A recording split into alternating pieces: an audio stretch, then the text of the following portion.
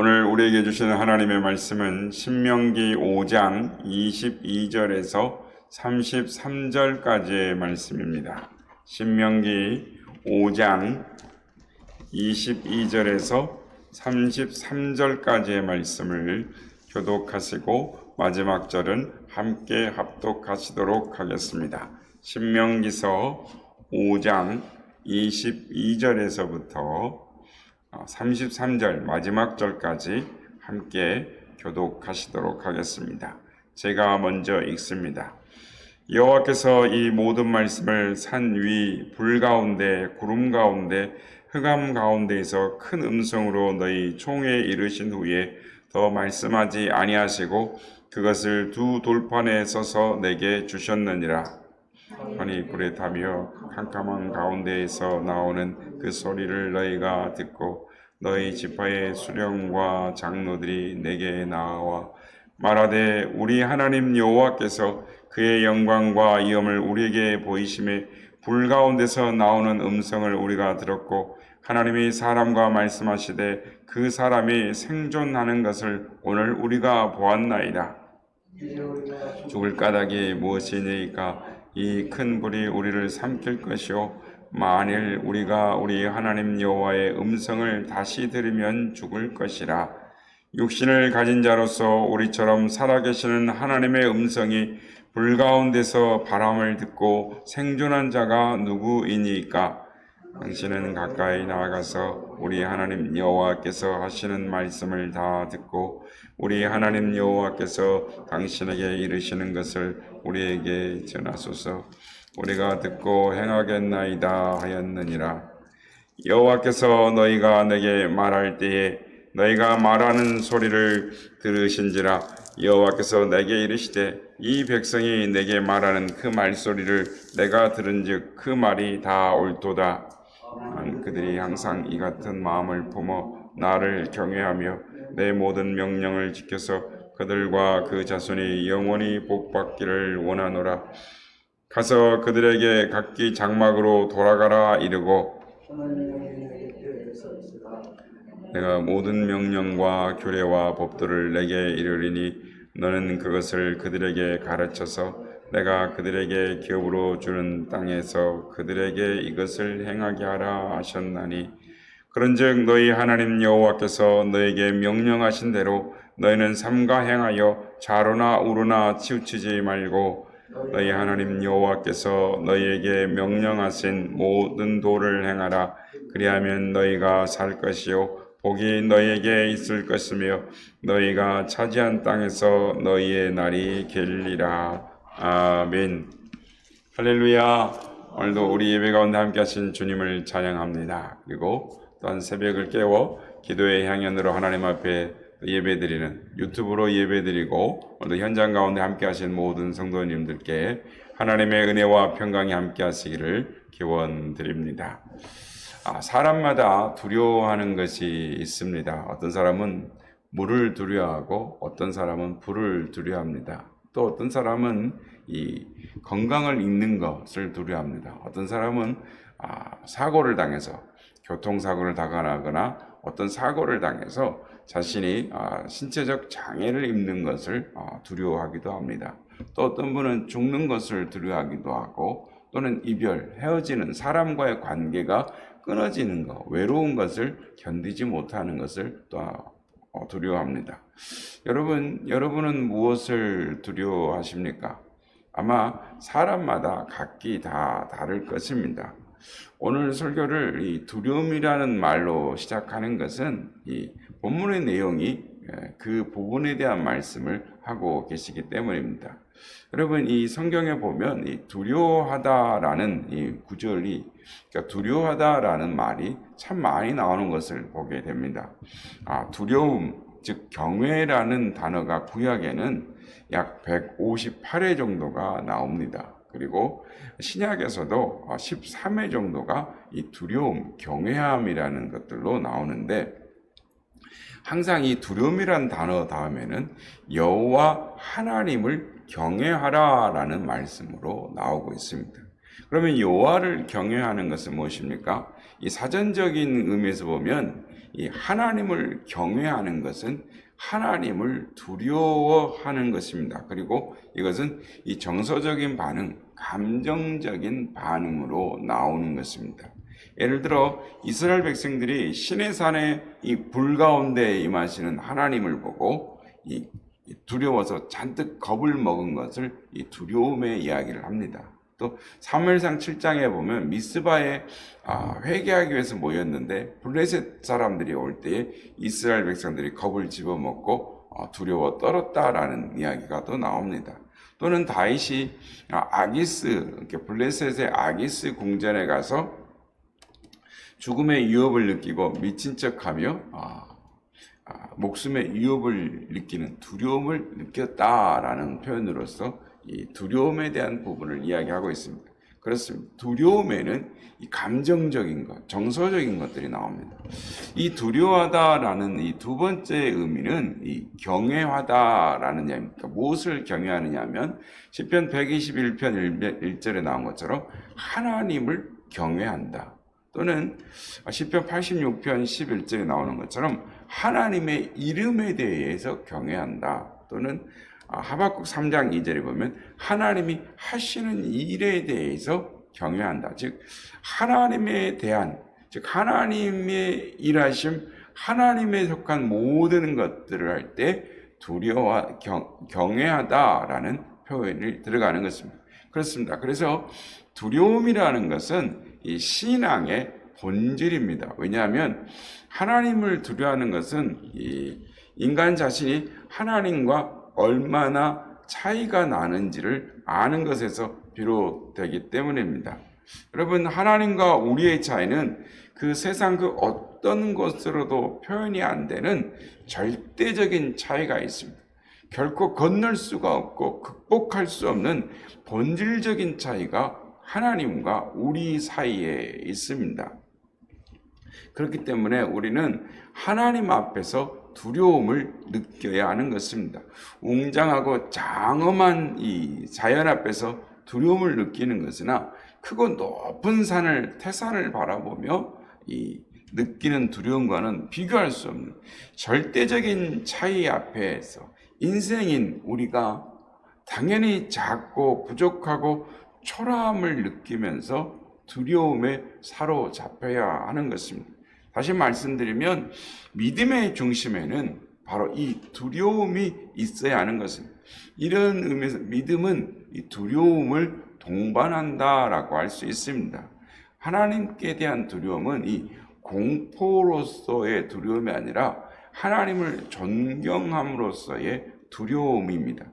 이 천박한 사람일수록 윗사람에게 이 경망스럽게 행동하고 이 품이 있는 사람일수록 이 예의가 있는 사람일수록 윗사람에게 이 조심스럽게 행동을 합니다. 이렇게 볼 때 윗사람을 어려워하지 않는 것은 이 아랫사람이 높아지는 것이 아니라 사실은 아랫사람이 자신의 천박함을 드러내는 것입니다. 하나님에 대한 믿음이 깊어질수록 이 경외감이 높아집니다. 왜냐하면 하나님께 가까이 가면 갈수록 하나님과 인간의 차이를 더욱 절실하게 느끼게 되기 때문입니다. 우리가 살펴본 대로 성경 전체에 나오는 이 두려워하다라는 말은 이 피조물인 이 죄인된 인간이 하나님을 향하여 가지는 지극히 당연한 감정인 것입니다. 그래서 이 두려움은 본능인 것입니다. 왜냐하면 피조물이 자신을 지으신 창조주 하나님을 대할 때, 죄인이 거룩하신 하나님을 대할 때에 이건 본능적으로 일어나는 두려움인 것입니다. 그래서 이사야 선지자가 성전에서 기도하다가 하나님의 영광을 바라보고 뭐라고 그랬습니까? 화로다 나여 망하게 되었도다 하며 탄식하며 절규했습니다.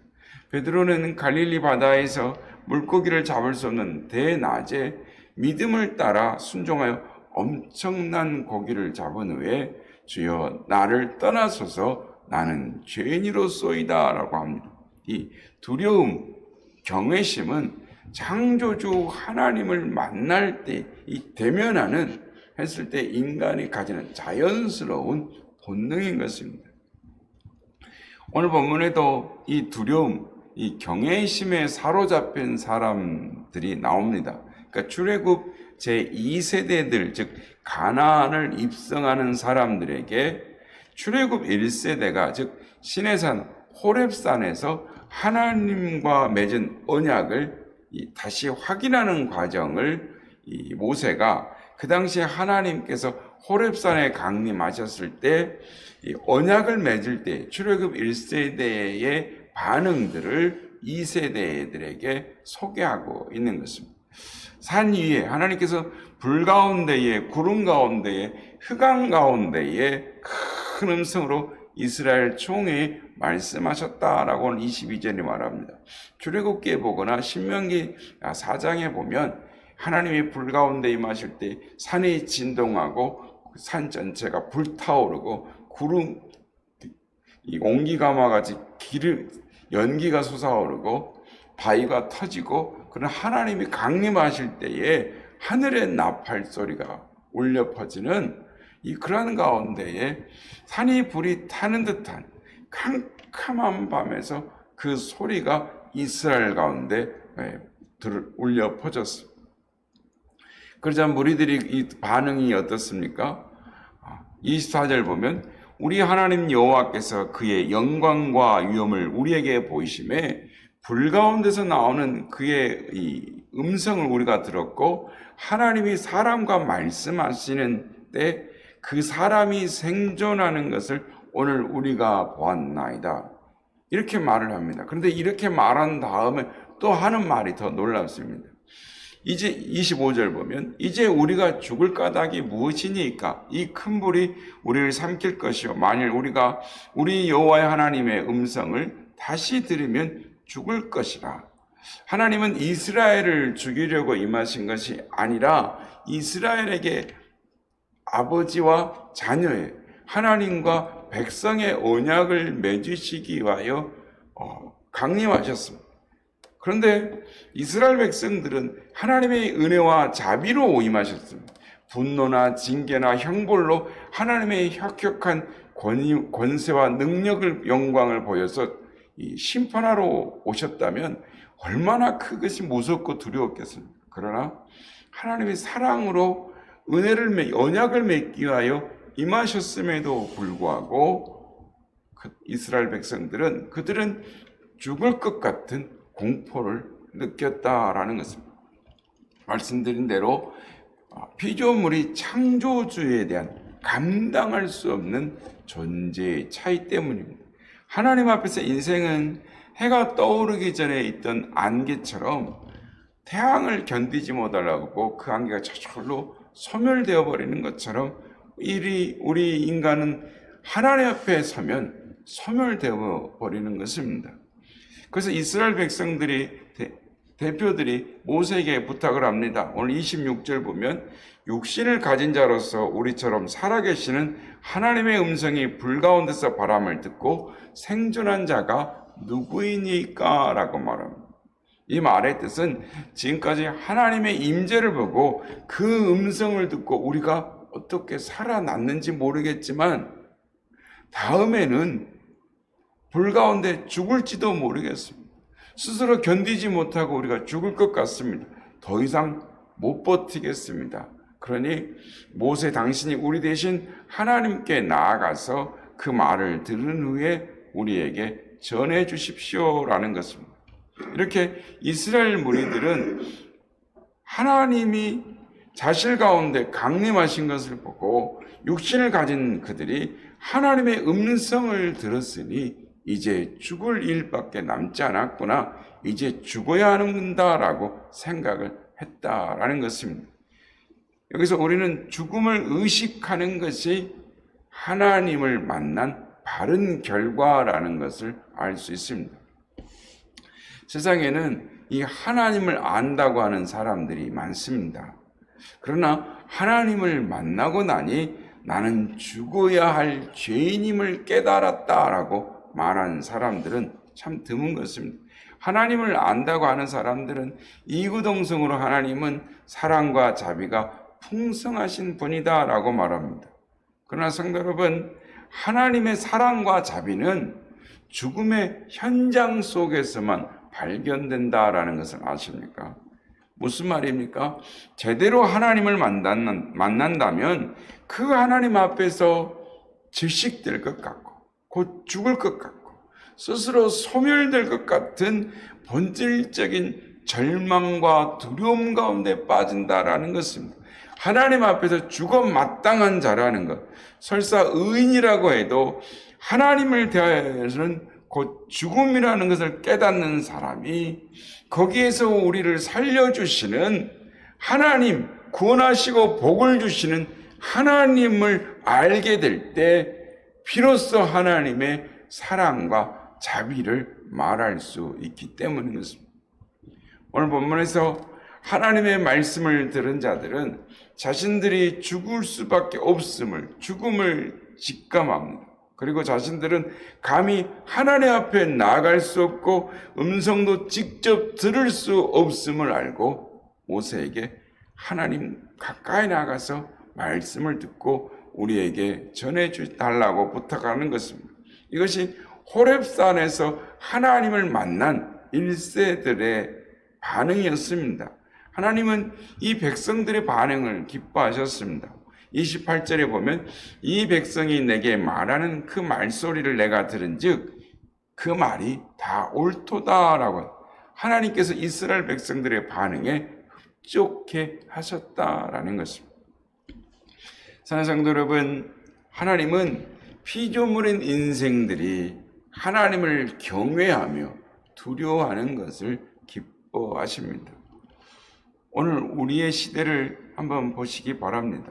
저를 포함하여 오늘날의 목회자들이, 성도들이, 일반 평신도들이 정말 하나님을 두려워하는 것 같습니까? 막말로 CCTV 카메라가 두렵지 하나님이 두려워하는 것이 아닙니다. 하나님을 겁내지 않고 만군의 하나님을 두려워하지 않고 사람을 두려워하는 것입니다. 그래서 질서가 깨어지고 어른이나 존장이나 리더를 무시하고 그래서 서열이 깨지고 권위가 무너져 버린 시대가 되었습니다. 여러분은 하나님을 두려워하십니까? 하나님을 두려워한다는 것이 무엇일까요? 하나님을 만난 후 거룩한 두려움에 사로잡힌 출애굽 1세대 이스라엘은 참으로 이 존경받을 만합니다. 그들은 하나님의 임재를 보고 그 음성을 듣는 것을 두려워서 죽을 것 같다라고 말한 뒤에 모세에게 자기들을 대신해서 하나님 앞에서 서고 거기서 들은 말씀을 자신들에게 전해달라라고 합니다. 그리고 하는 말이 27절에 우리 하나님 여호와께서 하시는 말씀을 다 듣고 우리 하나님 여호와께서 당신에게 이르시는 것을 우리가 다 듣고 행하겠나이다 라고 말합니다. 무슨 말입니까? 하나님이 참으로 두려우신 분이시니 그가 말씀하시는 모든 것은 다 지켜 순종하겠나이다 라는 것입니다. 즉 여호와를 경외함의 표시가 전적인 순종이라는 것입니다. 하나님을 두려워한다면서 그 말씀에 순종하지 않는 것은 거짓입니다. 정말 하나님을 두려워하는 분이라면 그 하나님을 보고 그 하나님의 음성을 듣는 것이 정말 죽을 것 같고 무섭고 무겁고 괴로운 일이라면 그 하나님의 말씀에 전적으로 순종하는 것이 정당하고 당연한 반응이라는 것입니다. 여러분은 어떻습니까? 정말 하나님을 겁을 내십니까? 혹시 두려워하는 것으로만 그치지 않습니까?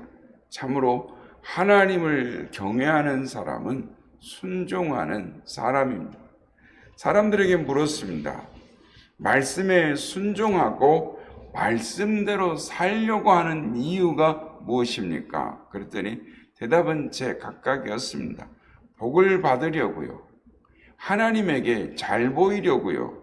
순종하지 않으면 마음도 일도 다 꼬이고 풀리지 않아서요. 이렇게 말을 합니다. 이제 여러분에게 묻는다면 여러분은 어떻게 대답하시겠습니까?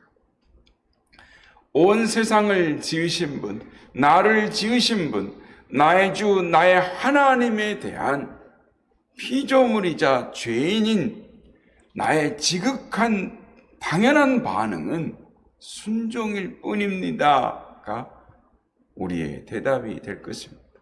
피조물로서, 구원받은 죄인으로서, 그에게 사랑과 복을 받은 인생으로서 우리가 할 수 있는 것은 우리에게는 최고이지만 하나님께는 지극히 작은 것에 불과한 순종이다라는 말입니다.